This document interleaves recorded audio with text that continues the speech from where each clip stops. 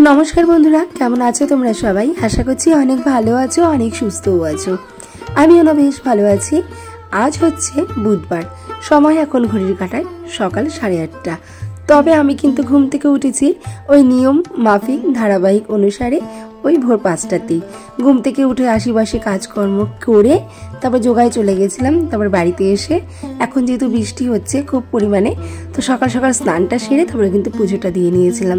তোমরা দেখতেই পেলে যে আমার রাধা গোবিন্দকে কিন্তু দর্শন করিয়ে মানে গোপাল সোনাকে দর্শন করিয়ে আজকের ব্লগটা কিন্তু শুরু করেছি। ভিডিওটি সম্পূর্ণ দেখার অনুরোধ জানিয়ে এখান থেকে ব্লগটা শুরু করলাম। আর আশা করছি তোমাদের ব্লগটা একটু হলেও ভালো লাগবে। তো চলো দেখতে থাকো।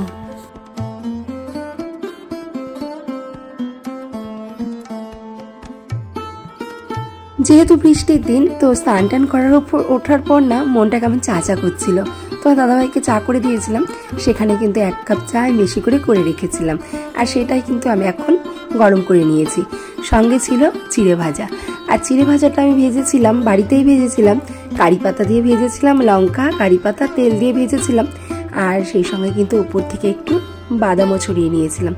বেশ ভালো লাগছিল, ঠান্ডা ঠান্ডা ওয়েদার, এদিকে দুধ চা করা করে আর চিড়ে ভাজা। ওদিকে পাঁপড় নিয়ে একটা আন্টি এসেছিল, তো ওনার কাছ থেকে 2 প্যাকেট পাঁপড় রাখলাম, রেখে দেখো আবারও ঘরের কাজ বাজে হাত লাগিয়ে দিলাম। আর আজকের ওই কিন্তু সকালে রান্না বান্নাটা অফ ক্যামেরাতেই করে নিয়েছিলাম, কারণ সময় খুব হাতে কম ছিল। যদি ক্যামেরা অন করে করতে যেতাম তাহলে কিন্তু অনেকটাই দেরি হয়ে যেত। আর তোমরা তো এতদিনে জেনেই গেছো যে অন্বেষা কিন্তু 8:30 থেকে 9:45 মধ্যে পড়তে বেরিয়ে যায়। তো ওকে কিন্তু আমি যাই পারি ভাত করে খাইয়ে দিই, সেদ্ধ ভাত হোক যাই হোক করে খাওয়াই। তো আজকে করেছিলাম একটু আমড়া দিয়ে টক ডাল আর আলু সেদ্ধ, সেটাকে ভালো করে পেঁয়াজ আর লঙ্কা দিয়ে কিন্তু মেখেছিলাম। তো ওটা দিয়েই অন্বেষাকে খাইয়ে দিয়েছিলাম, ও ওটা খেয়ে চলে গেছিলো পড়তে। আর বাবু দাদা ভাই ওরাও কিন্তু এই ডাল আর আলু সেদ্ধ দিয়ে সকালের ভাতটা খেয়ে নিয়েছিল। আমি যেহেতু চা আর চিড়া ভাজা খেয়েছি, আমার কিন্তু আর তেমন খিদেটাও পাইনি, আমি কিন্তু আর ভাত খাইনি। তারপরে দেখো সংসারের সমস্ত কাজ বাজ গোছ গাছের কাজে লেগে গেছি। নিচের ঘরে 2টো বিছানায় ভালো করে পরিপাটি করে ঝাড় দিয়ে চলে গেছিলাম ওপরের ঘরে। ওপরের ঘরে জানলাটা খুলে দিয়ে সুন্দর করে কিন্তু বিছানাটা গুছিয়ে তারপরে কিন্তু নিচে এসেছি। আর এখন এক এক করে ঘর দুয়ারগুলো পরিষ্কার করে নেব। যদিও খুব বৃষ্টি হচ্ছে, বাইরে তো তেমনভাবে যেতেও পারছি না, আর ঘরেও না ঘরটাও ঠিকঠাক করে মোছা এসব কিন্তু করা হচ্ছে না। ওই কালকে যেমন মুছিনি, আজকে ইচ্ছে আছে একটু ঘরটা মোছার। তো আজকে মনে হচ্ছে যে মুছবো, কারণ বৃষ্টিতে না শান ঠান কেমন যেন ড্যাম্প হয়ে থাকে আর কেমন যেন ভেজা ভেজাও হয়ে থাকে। সেক্ষেত্রে কিন্তু ওই ঘরটাকে তো রোজ রোজ ওরকমভাবে আর মোছা হচ্ছে না। ওই সামান্য দেখিয়ে একটু রোদ উঠলে তারপর ভালোভাবে কিন্তু ঘরটা মুছবো। আর ওইদিকে যেন অনেক জামা কাপড় জমা হয়ে আছে, ভেবেছিলাম যে আজকে বিছানার চাদরটা চেঞ্জ করব, কিন্তু সেটা আর করা হলো না। তার কারণ হচ্ছে নিজেদের যে ডেইলি ওয়্যারের যে জামা কাপড়গুলো সেগুলোই শুকাচ্ছে না। তো এইসব জামা কাপড় আমি আর কোথায় শুকাবো, এতে বিচ্ছিরি একটা গন্ধও হয়ে যাবে আর জামা কাপড়গুলো কিন্তু নষ্টও হয়ে যাবে। তো এক জায়গায় কিন্তু অনেক জামা কাপড় জড়ো হয়ে গেছে, ওগুলো সামান্য একটু রোদ্দুর বা আকাশটা পরিষ্কার হলেই কিন্তু কাছাকাছিগুলো করব। আসলে আমরা যারা গৃহিণী আছি আর আমাদের যাদের আর কি একটু পয় পরিষ্কারের বাতিকটা বেশি, তাদের দেখবে যে যতই শরীর খারাপ হোক না কেন, যাই হোক না কেন, যারা আর কি সংসারে পয় পরিষ্কারের আসক্তি থাকে, যাদের আসক্তিটা থাকে যে সংসারটাকে ঠিকঠাক করে গুছিয়ে রাখবো, জিনিসপত্রগুলোকে পয় পরিষ্কার রাখবো, ঘর দুয়ারকে গুছিয়ে রাখবো, তাদের দেখবে ঝড় জল বৃষ্টি নেই বা শরীর খারাপও নেই।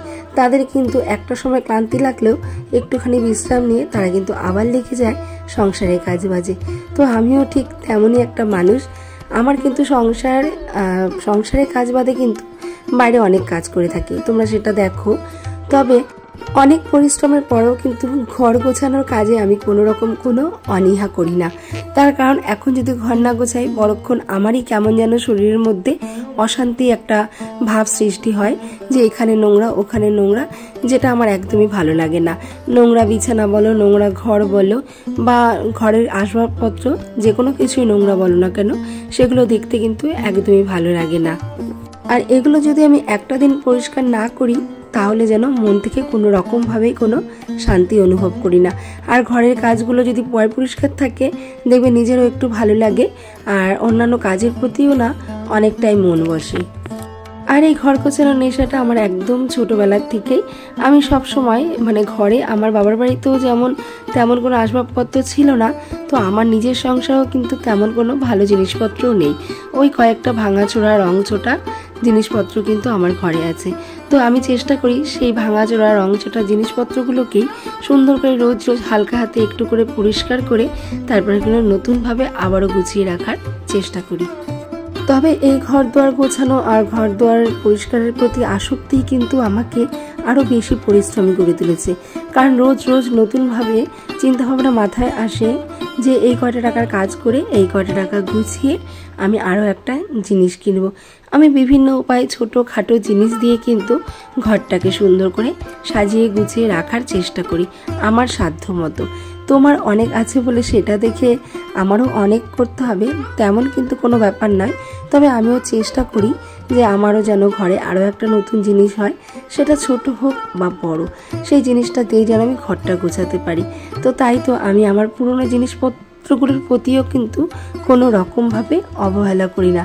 সেই পুরনো জিনিসপত্রগুলোও কিন্তু আমি যত্নের হাতে ভালোবাসা দিয়ে রোজ রোজ একটু একটু করে যত্ন করি, এবং যত্নের মাধ্যমে কিন্তু সেই জিনিসগুলোকে দীর্ঘস্থায়ী করে আবারও সুন্দরভাবে ঘরটাকে সাজিয়ে তুলি। আমার ঘরে যে পুরনো শোকেসটা দেখো একদম রং নষ্ট হয়ে গেছে, সেই শোকেসটা কিন্তু আজকের নয়, সেই শোকেসটা আমারও বিয়ের অনেক আগের। আমার বিয়ে হয়েছে 18 বছর, 19 বছর চলছে, তারও অনেক আগের কিন্তু আমাদের এই শোকেসটা। তবুও পুরনো হয়ে গেছে বলে কিন্তু শোকেসটার প্রতি কোনো আমি অযত্ন নিই না।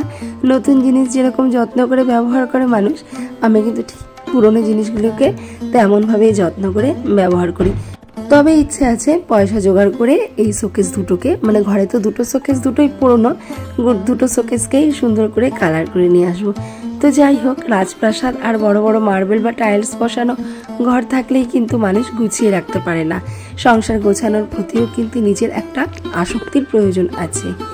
আর সেই আসক্তির জোরেই কিন্তু পুরনো ভাঙাচোরা জিনিস দিয়ে আমার সুন্দর ছোট্ট কুটিরটাকে রাজপ্রাসাদের মতো করে রোজ রোজ সাজিয়ে গুছিয়ে রেখে দিই। ঘর দুয়ার গুছিয়ে পরিষ্কার করে দেখতে পেলে অনেকক্ষণ কিন্তু একটু কাজ করছিলাম। হঠাৎ করে তোমার দাদাভাই বললো যে আর্জেন্ট মাল, একটু তাড়াতাড়ি কাজটা করে দাও। তো ঘর দুয়ার ভেবেছিলাম তখনই মুছবো, কিন্তু তখন আর মোছা হয়ে ওঠেনি, ওই যে আর্জেন্ট কাজ। তো এই জন্য অনেকক্ষণ কিন্তু একটু কাজ টাজ করে একটু সোয়াবিন ভিজিয়ে রেখেছিলাম দুপুরবেলা রান্না করব বলে। এই বুদ্ধি করে একটু সোয়াবিনটা আগে আগে রান্না করিনি, তার কারণ এই সোয়াবিনটা যদি আমি সকালবেলা রান্না করতাম না তাহলে বাচ্চারা কোনোভাবেই ডাল খেত না, তারা কিন্তু সয়াবিন দিয়েই ভাত খেত। তো চিন্তা করে দেখলাম যে আমি যদি সয়াবিনটা এখন না রান্না করি তাহলে কিন্তু ডাল আর আলু সেদ্ধ দিয়ে দিব্যি সকালটা চলে যাবে। তো এই কারণে সয়াবিনটা আমি ভিজানো অবস্থায় রেখে দিয়েছিলাম যে দুপুরবেলা রান্না করলে কিন্তু তরকারি যদি আমি খানিকটা তুলে রাখি, রাত্রে তো রুটি বানাবো, তো রুটি দিয়ে সয়াবিন দিয়ে কিন্তু আমার হামেশা চলে যাবে। তো রাত্রে কিন্তু আমার আর নতুন করে কোনো তরকারি করতে হবে না। আর এইরকম সংসারে গৃহবধূরাই পারে কিন্তু ছোট্ট ছোট্ট টিপস ফলো করে একটু হলেও মানি সেভিংস করতে।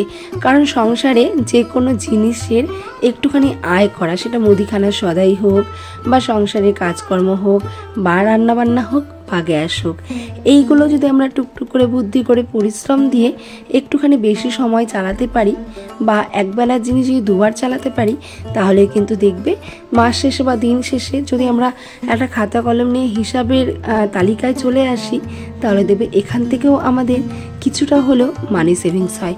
সবটাই যে আমার টাকা পয়সা ইনকাম করে বা কাজ করে করতে হবে সেটা না, কিন্তু আমাদের মতো বেকার হাউস ওয়াইফরা কিন্তু এইভাবে সংসার থেকে টুকটুক টুকটুক করে বাঁচিয়েও কিন্তু অনেক টাকা সেভিংস করতে পারে।